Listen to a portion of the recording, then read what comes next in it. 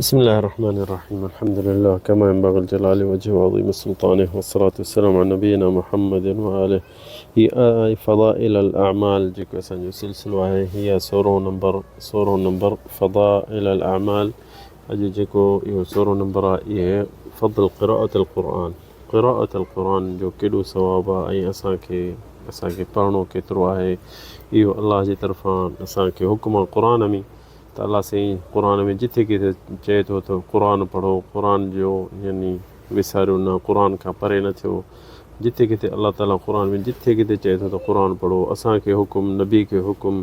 त इहे जेके इन्हनि जो फ़ज़ाइल असीं थोरो यादि कयूं था। हिकिड़ी जॻह ते अलाह ताला चए थो इदा क़ुरिअल क़ुरान फस्तमिउ लहू वअनसितू लअल्लकुम तुरहमून। आराफ़ जी सूरत 204 ही आयत बि हिते अलाह ताला चए थो त क़ुरान पढ़ो। ॿी जॻह ते अलाह ताला चए थो इन्नल्लज़ीना यतलूना किताब अल्लाह व अक़ामुस्सलात व अनफ़क़ू मिम्मा रज़क़नाहुम सिर्रन व अलानिय्यतन यरजून तिजारतन लन तबूर। सूरत फातिर 29 आयत।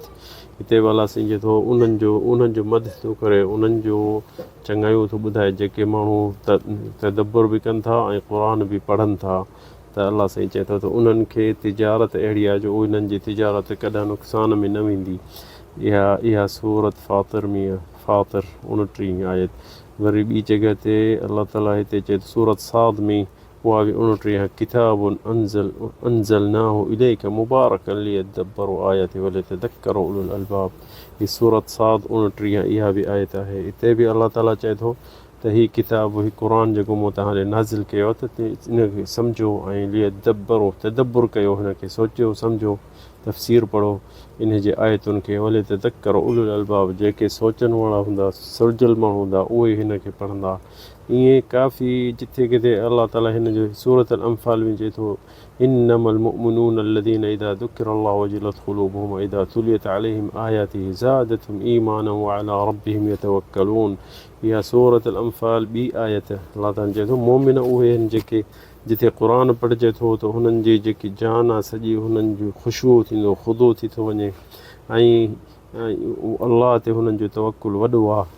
ईअं आयतूं ॾाढियूं आहिनि जिथे किथे क़ुरान में इन जे फ़ज़ल में त क़ुरान पढ़ो, क़ुरान खां परे न वञो।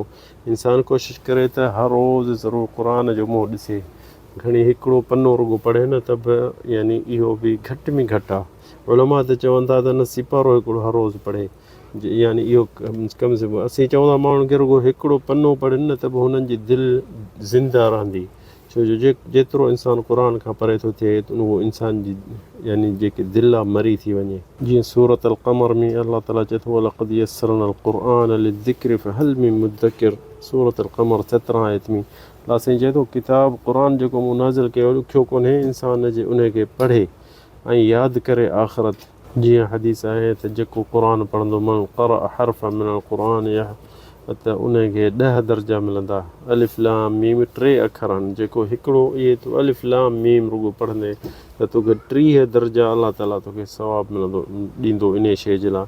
सो इन जो वॾो फ़ज़ल आहे। इंसान कोशिशि करे क़ुरान ॾिसो न, हिकिड़ो सिपारो पढ़ंदे त तोखे केतिरा मिलंदा इन जो फ़ज़ाइल। ऐं अॼु जेके आयतूं कुझु ॿुधाईसीं हींअर हदीसूं नबी करीम सल्लल्लाहु अलैहि वसल्लम जो जेके चए थो त इहे यानी क़ुरान जेको इंसानु पढ़ंदो उनखे केतिरो सवाबु थींदो। त हिते हदीसूं कुझु ॿुधायूं था। हिकिड़ी हदीस आहे तिरमिज़ी जी, अन अबी सईद क़ाल रसूल सल्लल्लाहु अलैहि वसल्लम यक़ूलु रब्बु अज़्ज़ व जल। नबी करीम फरमाए थो अलाह ताला चए थो मन शग़लहुल क़ुरआन व ज़िक्री अन मसअलती अअतैतुहु अफ़ज़ल मा अअती अस्साइलीन। चए थो जेको मसरूफ़ थी वियो रुॻो क़ुरान पढ़ण जा पढ़ाइण ऐं पंहिंजे लाइ बि का शइ खणी नथो पुछे या घुरे थो त ऐं अलाह साईं चए थो फ़ज़लुल कलामुल्लाह अला साइरिल कलाम। अलाह जो कलाम जहिड़ो ॿियो कलाम कहिड़ो बि न आहे। त उनखे जेकी शइ खपे थी हुनजे दिलि में या कंहिंजो उन ज़िंदगी में का शइ जी ज़रूरत आहे त अलाह ताला चए थो मां उन खां बहितर उनखे ॾेई छॾींदुसि घुरण खां बि सवाइ, छो जो मुंहिंजे क़ुरान में मसरूफ़ लॻो पियो आहे। ॿी हदीस में अचे थो अनहु क़ाल क़ाल रसूल सल्लल्लाहु अलैहि वसल्लम अल हामिलुल क़ुरआन दाअवतुन मुस्तजाबा। जेको क़ुरान पढ़े थो ऐं यादि करे थो उन जे लाइ दुआ हिकिड़ी मां रखंदुसि क़यामत ॾींहुं, यानी त उहा भली घुरे जेकी शइ खपेसि अलाह ताला उनखे इनशा अलाह उहो ॾींदो। ॿी हदीस इब्न मसऊद तिरमिज़ी जे तरफ़ां रिवायत आहे क़ाल रसूल सल्लल्लाहु अलैहि वसल्लम मन क़रा हर्फ़न मिन किताबिल्लाह, जेको हिकिड़ो अखर पढ़ंदो क़ुरान जो, फलहु बिही हसना वल हसनतु बिअशरि अमसालिहा, उन जे लाइ हिकिड़े अखर जे लाइ 10 दर्जा थींदा। उन जे लाइ फिकुल हर्फ़ हसना, हिकिड़े अखर सां 10 उन जे लाइ भलायूं लिखिबियूं। जीअं अलिफ लाम मीम हर्फ़ अलिफ हर्फ़ मीम हर्फ़ जे इहे 3 अखर आहिनि त हिन जे 30 भलायूं लिखबियूं। इहो तिरमिज़ी हसन सहीह। और ॿी बुख़ारी मुस्लिम में आहे हदीस नबी करीम सल्लल्लाहु अलैहि वसल्लम फरमायो मिसल अल मुमिन अलज़ी यक़रअुल क़ुरआन, जेको मोमिन आहे क़ुरान पढ़े थो, जेको मोमिन आहे क़ुरान पढ़े थो उहो मिसल अलज़ी मोमिन अलज़ी यक़रअुल क़ुरआन मिसल उतरुज, हिकिड़ी फ्रूट आहे जीअं नारगी थींदी आहे जीअं ईअं, पर हिते इहे थींदी आहे जज़ीरा अरबिया में चए थो त जेको न क़ुरान मोमिन जेको क़ुरान पढ़े थो मिसल उतरुज रीहुहा तय्यब व ताअमुहा तय्यब, ख़ुशबू बि उनजी भली आहे फ्रूट जी ऐं उनजी लज़ीज़ बि आहे। ऐं मिसल अलज़ी ला यक़रअुल क़ुरआन कमिसल तमरा, ऐं जेको मोमिन आहे पर क़ुरान कोन थो पढ़े त उहो जीअं कतल आहे, अंदरो खाइण में मिठी आहे पर कतल खे ख़ुशबू न हूंदी आहे। ला रीह लहा व ताअमुहा हुलू, कतल मिठी आहे पर उन में ख़ुशबू न हूंदी आहे। मसल मुनाफ़िक़ अलज़ी यक़रअुल क़ुरआन, जे मुनाफ़िक़ जेको क़ुरान पढ़े थो, मसल रिहान रीहुहा तय्यब व ताअमुहा मुर, उहो जीअं नाज़बू आहे। मुनाफ़िक़ जे क़ुरान पढ़े थो त जीअं न नाज़बू आहे, उनजी ख़ुशबू घणी भली आहे पर कड़ो आहे ॾाढो।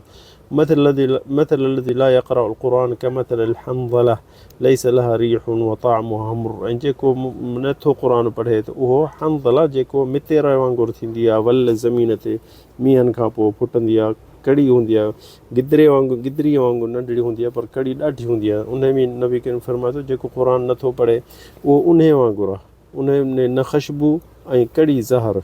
हदीस ॿी बि नबी करीम सल्लल्लाहु अलैहि वसल्लम सहीह मुस्लिम में आहे त अन आयशा रज़ियल्लाहु अन्हा क़ालत क़ाल रसूल सल्लल्लाहु अलैहि वसल्लम अल माहिरु बिल क़ुरआन मअ सफ़रतिल किरामिल बररा, जेके क़ुरान पढ़े थो ऐं उहो होशियारु आहे पढ़ाई में, उहो क़यामत ॾींहुं वॾी मंज़िलत में हूंदो। वल्लज़ी यक़रअुल क़ुरआन व यतअतअ फ़ीह, ऐं जेको क़ुरान पढ़े थो ऐं भुलिजे थो, पढ़णु ॾुखियो थो लॻेसि, वहुव अलैहि शाक़ फलहू अजरान, उन जे लाइ अलाह ताला 2 सवाब कढंदो। छो जो माहिर न आहे, यादि न आहे, हाफ़िज़ न आहे, हीअ आम माण्हू आहे पढ़े थो केॾीमहिल भुलिजी थो पए केॾीमहिल कीअं, त आयशा चए थी नबी करीम सल्लल्लाहु अलैहि वसल्लम फरमायो त उन जे लाइ 2 दफ़ा सवाबु थींदो, छो जो महिनत जो बि सवाबु ऐं तकलीफ़ जी बि अथसि इनखे सवाबु।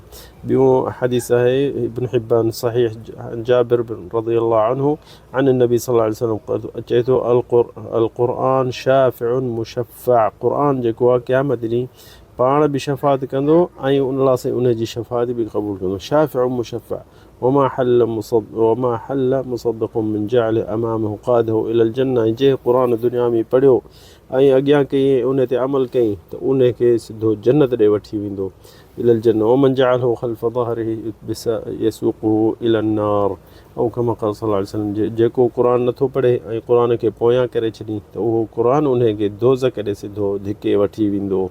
सो ॾिसो न केॾियूं हदीसूं, न तमामु हदीसूं घणियूं आहिनि जेके इन जे क़ुरान जे फ़ज़ीलत में आहिनि ऐं क़ुरान जे पढ़ण जी फ़ज़ीलत में आहे। त जेको हिकिड़े हदीस में नबी करीम सल्लल्लाहु अलैहि वसल्लम चए थो जेको क़ुरान पढ़ंदो त उहो पंहिंजे औलाद खे बि पढ़ाईंदो त उहो क़यामत ॾींहुं अलाह साईं उन्हनि जे वालिदैन खे आणींदो, उन्हनि खे फ़युल्बिसुहुमा ताजुल वक़ार, यानी हुननि खे ताज माउ पीउ खे पाराईंदा मलाइक, त उहे चवंदा या अलाह सां एतिरा अमल ई कोन कया, त उहे अलाह साईं चवंदा तव्हां पंहिंजे औलाद खे क़ुरान जो हिफ़्ज़ करायो हुई, तॾहिं उहे तव्हांखे ताज, ऐं अहिड़ो ताज हूंदो उन में एॾी रोशनी हूंदी जेतिरी सिज में बि रोशनी एतिरी न आहे। सो इहा एॾो सवाबु आहे जेको पंहिंजे औलाद खे क़ुरान पढ़ाए थो।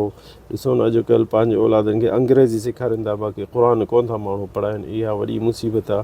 त इंसानु कोशिशि करे त पंहिंजे पाण बि कोशिशि करे हिफ़्ज़ करे क़ुरान ऐं कुझु यादि करे, ऐं के पंहिंजे औलाद खे कुझु हाफ़िज़ कयो, नंढा आहिनि जल्दी यादि थी वेंदा आहिनि, त इहो जे यादि कयनि त क़यामत ॾींहुं हुननि खे वॾो फ़ाइदो थी वेंदो। ॿी हदीस आहे त क़यामत ॾींहुं जेॾी महिल जेको क़ुरान जो हाफ़िज़ हूंदो ऐं पढ़ंदो हो ऐं दौर कंदो हो, उन ते अमल कंदो हो, उहो क़यामत ॾींहुं नबी करीम सल्लल्लाहु अलैहि वसल्लम फरमायो थियो यजीउ साहिबुल क़ुरआन यौमल क़ियामह फ़यक़ूलु क़ुरआन या रब हल्लिही, त त उहो क़ुर चवंदो या अलाह हिन जे लाइ भलाई कर, त उनखे ताजुल वक़ार हिकिड़ो ताज पाराईंदा। वरी क़ुर चवंदो या रब ज़िद हो अञा बि वधीक ॾिस, त हू वरी हुनखे मलाइकनि कनि थो अलबिसो हुल्लत अल करामा, करामत हिकिड़ी वॾी मंज़िलत आहे उहा उनखे मिली वेंदी। उहो क़ुर चवंदो उनखे त अलाह खे शफ़ात कंदो। थुम या रब अर्द अनहु चवंदो, वरी क़ुर अलाह खे चवंदो या अलाह तूं हिन ते राज़ी थी, त वरी अलाह साईं चवंदो त बसि मां हिन ते राज़ी आहियां। इन हदीस में नबी करीम फरमायो आख़िर शइ वयज़दादु बिकुल्लि हसना, हिकिड़ो हिकिड़ो अखर पढ़ंदो त उनखे हिकिड़ी भलाई उनखे मिलंदी वेंदी। ॿी हदीस आहे इब्न अबी दाऊद में, त उते नबी करीम सल्लल्लाहु अलैहि वसल्लम फरमाए थो क़यामत जे ॾींहुं युक़ाल साहिबुल क़ुरान इक़रा वरतिल कमा कुंत तुरतिल फ़ि दुनिया फ़इन्न मंज़िलतक इंद आख़िर आयतिन तक़रा। इन हदीस में नबी करीम सल्लल्लाहु अलैहि वसल्लम फरमाए थो त जेको दुनिया में क़ारी हूंदो क़यामत ॾींहुं उहे क़ुर चवंदुसि पढ़, जेतिरो तूं भलो पढ़ंदे एतिरो तुंहिंजी जन्नत में दर्जा मथे थींदा वेंदा। जिथे बीठे तोखे उते अलाह साईं तोखे जन्नत में दाख़िल कंदो। हदीसूं तमामु घणियूं आहिनि जेके क़ुर जे बारे में आहिनि, पर असीं हिकिड़ी आख़िरी हदीस जेकी उहा ॿुधायूं था, छो जो तमामु अणखुटा आहिनि हदीसूं इन जे बारे में। त नबी करीम सल्लल्लाहु अलैहि वसल्लम इब्न उमर जी रिवायत आहे त तबरानी में त मुअजम में त चए थो त नबी करीम सल्लल्लाहु अलैहि वसल्लम फरमायो त सलास ला यहूलहुमुल फ़ज़अउल अकबर, टे क़यामत थींदी त उहे टे माण्हू डिॼंदा कोन, वला यनालहुम फ़ज़अउल अकबर वला यनालहुमुल हिसाब, ऐं माण्हुनि जा हिसाब थींदो, ॿिया माण्हू डप ते हूंदा डिॼंदा। केरु आहिनि इहे, वहुम अला करीब मिनल मिस्क, हिकिड़े दड़े ते मिस्क जो दड़ो हूंदो उन ते वेठा हूंदा जेसि ताईं हिसाब माण्हुनि जो ख़तमु थिए। केरु आहिनि इहे या रसूलल्लाह, उन बि कंहिं फरमाए थो क़ारिउल क़ुरान, जेको क़ुर पढ़ंदो हो इब्तिग़ा वजहिल्लाह, अलाह जे ख़ातिर क़ुर पढ़ंदो हो, के लालच न रिया न का शइ। उहा अम बिही क़ौम, पढ़ंदो हो ऐं पढ़ाईंदो हो ऐं निमाज़ बि पढ़ाईंदो हो ऐं माण्हू उन ते राज़ी हा इन तां।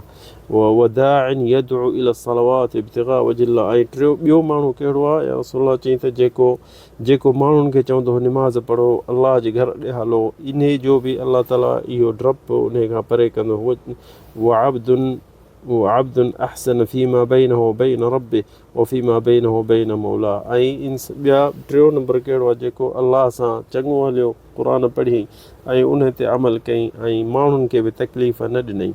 हिते त ॾिसो त हदीसूं केतिरियूं अचनि थियूं तिलावत जे बारे में। असीं मुख़्तसर करे क़ुर जो आयतूं थोरियूं ऐं हदीसूं आंदियूं, पर जेको इंसानु क़ुर पढ़ंदो त तमामु नेमी फ़ाइदो इंसान खे थींदो। ॾिसो इन में अलाह ताला पंहिंजे कलाम में केॾी ताक़त रखी आहे। इंसानु जेको क़ुर पढ़े थो उहो न आख़िरत खां डपु कंदो, इंशा अलाह साईं उते मुतमइन कंदुसि, दुनिया में बि मुतमइन हूंदो, छो जो अलाह खां परे कोन्हे।